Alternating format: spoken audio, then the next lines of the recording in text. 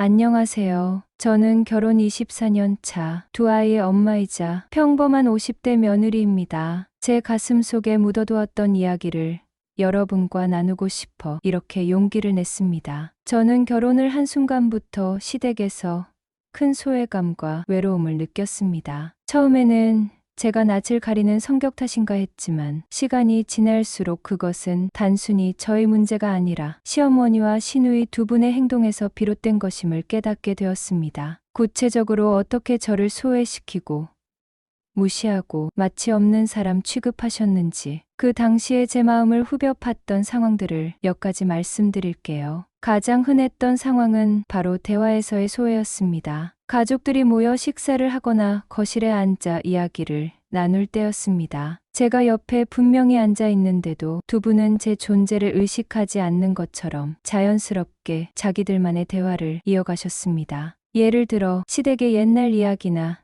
친척들에 대한 이야기를 나누실 때였습니다. 저는 당연히 모르는 내용이었죠. 궁금해서 끼어들어 어머, 그분은 어떤 분이세요? 그때는 그랬구나 하며 함께 이야기하려 하면 두 분은 잠시 멈칫하시거나 아예 제 말을 무시하고 다시 자신들만의 대화를 이어가셨습니다. 마치 제가 그 대화에 끼는 것이 불순한 의도라도 있는 것처럼요. 제 쪽으로는 눈길도 주지 않고 서로 마주 보며 속삭이듯 이야기하실 때도 많았습니다. 제가 듣지 못하게 일부러 목소리를 낮추시는 것 같아 가슴이 답답해졌습니다. 또 다른 경우는 제 앞에서 저에 대해 이야기하는 상황이었습니다. 제가 바로 옆에 있는데도 시어머니와 시누이는 마치 제가 투명인간이라도 된 것처럼 제 외모나 성격, 저희 친정 식구들에 대해 이야기하셨습니다. 칭찬이 아니라 대부분 비꼬는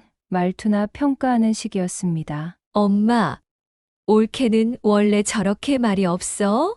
라거나 어휴, 살 좀 빼야겠다 좀 보기 안 좋네. 같은 직접적인 평가도 있었고요. 더 심한 경우는 제 배경이나 저희 친정에 대해 은근히 깎아내리는 듯한 뉘앙스로 대화하시는 것을 들을 때였습니다. 제가 듣고 있다는 것을 분명히 아시면서도 그러셨죠. 제 면전에서 저를 주제로 평가하고 뒷담화하는 그 상황 자체가 저에게는 엄청난 수치심과 모멸감을 안겨주었습니다. 사소한 행동에서의 무시도 일상이었습니다. 제가 뭔가 질문을 하면 건성으로 대답하거나 아예 못 들은 척 하셨고, 제가 어떤 의견을 내놓으면 듣는 둥 마는 둥 하거나 바로 다른 이야기를 꺼내셨습니다. 집안일을 도우려 해도 어휴, 그냥 둬라. 똑바로 안 할 거면 비켜. 하시며 제가 하는 방식을 못마땅해 하거나 제가 하는 것을 다시 고쳐 하시는 경우도 많았습니다. 제가 어떤 선물을 사가거나 작은 성의를 보여도 당연한 듯 받으시거나 시큰둥하게 반응하실 때가 많았습니다. 가장 서운했던 순간 중 하나는 두 분이서만 미리 약속을 잡거나 가족 대소사에 대해 상의하시는 모습을 볼 때였습니다. 어디를 가자거나 누구에게 선물을 하자거나 집안의 중요한 일을 결정할 때도 저에게는 전혀 물어보거나 상의하지 않으셨습니다. 모든 것이 결정된 후에야 통보받는 느낌이었습니다. 저는 시댁의 며느리로서 가족의 일원이 되고 싶었는데 그럴 기회조차 주어지지 않았습니다. 그저 시어머니와 시누이 그리고 남편 셋만의 단단한 울타리 안에 저는 들어갈 수 없는 이방인 같았습니다. 이런 일들이 반복되면서 저는 시댁에 가는 날이면 가슴이 답답해지고 숨쉬기가 어려웠습니다. 시어머니와 시누이 두 분의 눈치를 보게 되고 무슨 말을 꺼내야 할지 어떤 행동을 해야 미움받지 않을지 전전긍긍했습니다. 결혼이라는 새로운 시작에서 사랑받고 싶었고 가족의 일원이 되고 싶었던 저의 순수한 마음은 점점 상처로 물들어갔습니다. 이것이 제가 결혼 초반 시댁에서 느꼈던 소외감과 무시의 구체적인 모습들입니다. 그 당시 제 마음이 어땠을지 조금이나마 짐작이 가실까요? 그 당시에는 시간이 모든 것을 해결해 줄 거라고 믿었습니다. 하지만 안타깝게도 24년이 지난 지금도 시어머니와 시누이의 저를 향한 태도는 크게 달라지지 않았습니다. 24년이라는 세월 동안 저는 여전히 그분들에게 가족이 아닌 남인 걸까요? 특히 저를 힘들게 하는 것은 남편의 태도입니다. 결혼 초반에도 남편은 제가 시댁에서 겪는 어려움을 이해하지 못했습니다. 당신이 너무 예민해. 라고 말하며 제 가슴에 못을 박았었죠. 그런데 24년이라는 시간이 흘러도 남편은 변하지 않았습니다. 여전히 저는 용기를 내어 남편에게 시어머니와 시누이의 행동 때문에 힘들다고 이야기합니다. 오늘 어머님 때문에 내가 너무 서운했어. 형님이 나를 무시하는 것 같아서 기분이 안 좋았어. 하고 제 솔직한 마음을 털어놓습니다. 하지만 남편의 반응은 늘 똑같습니다. 제 이야기가 끝나기도 전에 인상을 찌푸리거나 한숨을 쉬며 이렇게 말합니다. 아니, 당신은 왜 그렇게 매사에 부정적이야? 엄마랑 누나는 그럴 의도로 말한 게 아닐 텐데 당신이 오해하는 거겠지? 괜히 있지도 않은 일로 사람을 힘들게 하네. 어머니랑 누나가 당신한테 잘해주려고 얼마나 노력하시는데 당신은 왜 자꾸 트집을 잡아? 남편의 말은 저에게 큰 상처가 됩니다. 제가 겪는 아픔을 이해해주기는커녕 오히려 제가 예민하고 제멋대로 생각하고 심지어 시어머니와 시누이의 호의를 무시하는 파렴치한 사람으로 몰아갑니다. 제가 느끼는 감정 자체를 부정하고 저를 문제 있는 사람으로 만들어버립니다. 가장 괴로운 것은 남편이 제가 보는 앞에서 시어머니나 시누이에게 이렇게 말할 때입니다. 어머니, 이 사람이 또 투정을 부리네요. 어머니랑 누나는 전혀 그런 의도로 말한 게 아닌데 말이에요.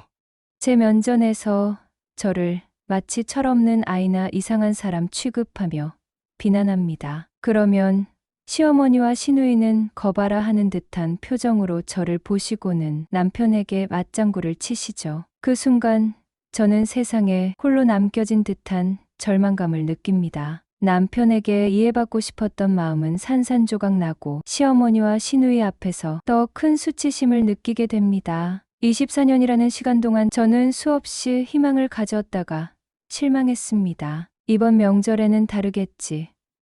이번에는 남편이 내 마음을 알아주겠지. 하지만 그 기대는 늘 무참히 부서졌습니다. 결혼 생활의 절반 이상을 이런 고통 속에서 보냈다는 사실이 저를 더욱 비참하게 만듭니다. 여전히 시댁에 가는 것은 숨막히고 두렵고 남편에게 시댁 이야기를 꺼내는 것이 겁이 납니다. 차라리 혼자 삭히는 것이 낫다고 생각하게 되었습니다. 하루하루가 고통이고 숨 쉬는 것조차 버겁게 느껴질 때도 있습니다. 가족이라는 이름 아래 가장 큰 상처를 받고 있다는 사실이 저를 너무 아프게 합니다. 하지만 저도 사람인지라 감정의 한계가 찾아오더군요. 그날은 명절을 앞두고 시댁 식구들이 모인 자리였습니다. 다 같이 둘러앉아 이런저런 이야기를 나누고 있었죠. 시어머니와 시누이는 여느 때처럼 저를 대화에서 은근히 소외시키며 자신들만의 이야기를 하고 있었습니다. 제가 어색하게 웃으며 몇 마디 거들었지만 반응은 냉담했습니다. 그러다 시어머니께서 갑자기 제게 말을 걸어왔습니다. 하지만 제 안부를 묻거나 격려하는 말이 아니었습니다. 예, 너 명절 음식은 제대로 할 수 있겠니? 내가 워낙 손이 느리잖아. 매번 명절 때마다 널 보면 얼마나 답답한지 몰라. 라며 걱정하는 척하면서 비꼬는 말투로 말씀하시기 시작했어요. 그러자 형님도 나서서 맞아요, 엄마. 올케가 하는 거 보면서 제가 얼마나 속 터졌게요. 계속 옆에서 가르치느라고 힘들어서 진땀 뺐잖아요. 하며 어머님과 함께 저를 비꼬기 시작했습니다. 두 분은 기다렸다는 듯이 제 단점을 들춰내며 즐거워하기 시작했습니다. 어머님은 저를 보시며 하기야 내가 친정에서 뭘 제대로 배워오긴 했겠니? 내 엄마가 딸 귀하게 키운다고 아무것도 안 가르쳤나 보네. 그러니 시집 와서 이렇게 허둥대지. 내 엄마는 대체 뭘 가르쳤길래 집안일 하나 제대로 할 줄 모르냐? 라고 말씀하셨어요. 몇 년 전 돌아가신 저희 친정어머니의 이야기를 꺼내며 저를 무시하는 시어머니의 모습에 저는 모든 이성의 끈이 끊어지는 것 같았어요. 24년간 억지로 눌러왔던 분노, 서러움, 부모님까지 무시당했다는 모멸감이 한꺼번에 치밀어 올랐습니다. 손이 부들부들 떨리고 목소리가 격양되었습니다. 어머님, 정말 너무하신 거 아니세요? 저한테만 그러시면 말을 안 해요. 저희 친정까지 들먹이면서 그렇게 말씀하셔야 속이 시원하세요? 제가 뭘 그렇게 잘못했는데요? 저희 부모님이 뭘 잘못 가르치셨다고요? 24년 동안 제가 시댁에 어떻게 했는지 정말 모르세요? 밤낮 없이 시댁 일 돕고 어머님 비위 맞추려고 얼마나 애썼는데요. 그런데 고작 제게 돌아오는 게 이런 무시랑 비난뿐인 거예요? 저희 친정 욕은 하지 마세요. 제 목소리가 터져나오자 집안에 있던 모든 사람들의 시선이 제게 쏠렸습니다. 시어머니와 시누이는 물론 남편과 다른 시댁 식구들까지 모두 놀란 표정으로 저를 쳐다봤습니다. 그러자 어머님도 얼굴이 빨개지시며 아니, 얘가 갑자기 왜 이래? 너 미쳤니? 누가 널 무시했다고 그래? 내가 잘못한 걸 잘못했다고 하는 거지. 내 성격이 문제구만. 라고 소리치셨고 형님도 일어나서 옳게. 갑자기 왜 소리를 질러서 분위기를 망쳐? 이게 다 옳게 성격 문제 때문이야.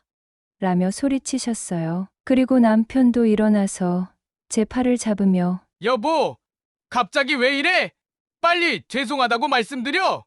라고 말했어요. 남편은 저를 말리기는커녕 제 팔을 잡고 흔들며 눈치를 줬습니다. 제 편이 되어주기는커녕 이런 상황을 만들었다고 저를 타박하고 시어머니에게 잘못했다고 사과하라고 강요했습니다. 제게 잘못이 있고 제 성격이 문제라니 24년 동안의 인내가 한순간에 무너졌습니다. 더 이상 단 1분 1초도 이곳에 있고 싶지 않았습니다. 복잡한 생각이나 앞으로의 계획 따위는 아무것도 떠오르지 않았습니다. 저는 남편의 손을 뿌리치며 말했습니다. 이제 다 끝났어.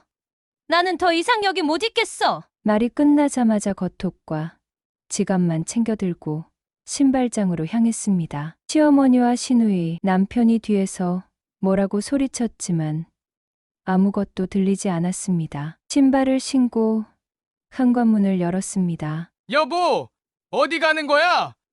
어머니께 사과 안 하고 어딜 가?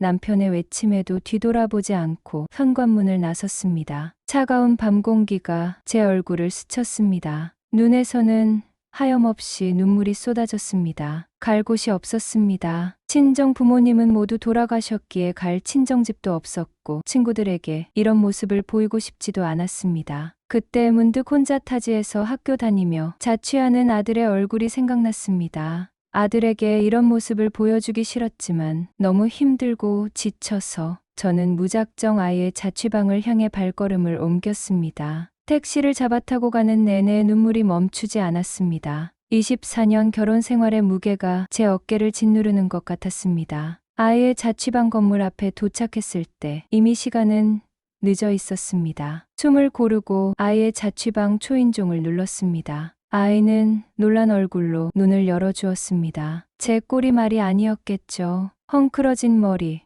부어오른 눈, 엉망이 된 얼굴. 아이는 아무 말 없이 저를 안아주었습니다. 그제야 긴장이 풀리면서 아이 품에 안겨 한참을 울었습니다. 그리고 저는 아이에게 그동안 시댁에서 겪었던 일들을, 오늘 있었던 일들을, 24년간 쌓아왔던 서러움을 모두 쏟아냈습니다. 시어머니와 시누이의 무시, 남편의 외면, 그리고 부모님까지 들먹였던 시어머니의 말까지 모두 아이에게 털어놓았습니다. 아이는 제 이야기를 들으면서 함께 분노해주고 함께 슬퍼해주고 저를 이해해 주었습니다. 잘했어, 엄마. 그렇게 참고만 있으면 병나.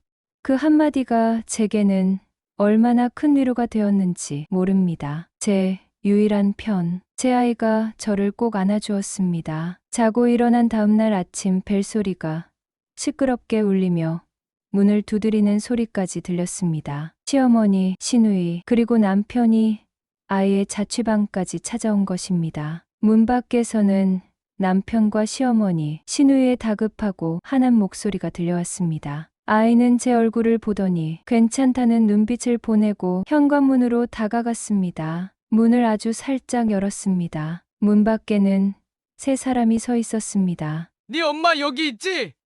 빨리 나오라고 해! 라며 남편이 화난 목소리로 아이에게 말했습니다. 형님 역시 화난 목소리로 어제 너희 엄마가 무슨 짓을 했는지 알아? 라며 아이에게 말했습니다. 빨리 안 나오고 뭐해? 라며 어머님도 소리치기 시작했습니다. 그러자 아이는 조금의 망설임도 없이 문 열어드릴 수 없어요. 엄마는 지금 몸도 마음도 너무 안 좋으세요. 쉬셔야 해요. 라며 단호하게 이야기했습니다. 형님은 옆에서 어제 그 난리를 치고 아들 방에 숨어 있는 거야? 라며 비아냥거리기 시작했어요. 그때 아들이 더욱 단호한 목소리로 말했습니다. 사과할 사람은 엄마가 아니라 할머니랑 고모, 그리고 아빠세요. 24년 동안 엄마 혼자 얼마나 힘드셨는지 알기나 해요. 사람들 앞에서 엄마 무시하고 엄마 욕하고 심지어 돌아가신 외할머니 욕까지 하시는데 그걸 다 들으면서 엄마가 어떻게 가만히 있어요? 그리고 아들은 더욱 화난 목소리로 이야기했습니다. 아빠는 끝까지 엄마 편이 되어주지 않았어요. 저는 엄마를 힘들게 하는 사람들의 얼굴은 더 이상 보고 싶지 않아요. 아들의 단호하고 차가운 말에 세 사람은 아무 말이 없어졌습니다. 어머님은 당황하며 소리쳤지만 제 아들은 망설임 없이 문을 닫아버렸습니다. 문 안쪽에 서서 아들은 떨리는 숨을 내쉬었습니다. 저는 그런 아이에게 다가가 아이를 꼭 안아주었습니다. 문 밖에서는 한동안 세 사람의 고함 소리가 들려왔습니다. 아이의 품에 안겨 저는 비로소 안전하다는 느낌을 받았습니다. 제 아이가 저를 지켜주었다는 사실에 눈물이 났지만 아까와는 다른 안도와 감사함의 눈물이었습니다. 저는 24년의 결혼 생활 속에서 늘 시댁의 그림자 속에서 저 자신을 잃어가는 것 같았습니다. 시어머니와 시누이에게 잘 보이기 위해, 남편에게 인정받기 위해 그저 좋은 며느리, 좋은 아내라는 틀 안에 저를 억지로 끼워 맞추며 살았습니다. 어떻게든 이 결혼과 가족을 지켜야 한다는 생각뿐이었습니다. 하지만 이번 일을 통해, 제 아들을 통해 저는 다시 일어설 힘을 얻었습니다. 더 이상 그분들의 인정이나 사랑에 목매지 않기로 했습니다. 24년이면 충분했습니다. 제 삶의 남은 시간들을 더 이상 누군가의 눈치를 보거나 상처받으며 허비하지 않겠다고 결심했습니다. 착한 며느리, 희생하는 아내라는 역할에서 벗어나 오롯이 저 자신을 위해 살아가기로 마음먹었습니다. 물론 쉽지 않은 길이 될 겁니다. 하지만 제 옆에는 저를 믿어주는 아이가 있고 무엇보다 제 자신을 사랑하고 지키고 싶은 마음이 생겼습니다. 이제는 제가 느끼는 감정에 솔직해지고 부당함에는 아니오라고 말하며 제 삶의 주인이 되어 당당하게 살아가고 싶습니다. 더 이상 시댁이라는 굴레에 묶여 과거의 아픔에 갇혀 있지 않을 겁니다. 이 사연을 듣고 계신 분들 중 혹시 여러분도 저처럼 참고 또 참으며 자신을 잃어가고 계신 분이 있나요? 가족이라는 이름으로 부당한 대우를 견디고 계신가요? 부디 용기를 내어 자신의 목소리를 찾고 자신의 행복을 최우선으로 삼으세요. 이제 저는 24년 만에 비로소 제 삶의 첫걸음을 다시 내딛습니다. 앞으로 어떤 일들이 벌어질지 알 수 없지만 더 이상 두렵지 않습니다. 이제는 며느리, 아내가 아닌 나로 살아가겠습니다. 긴 이야기 들어주셔서 정말 감사합니다.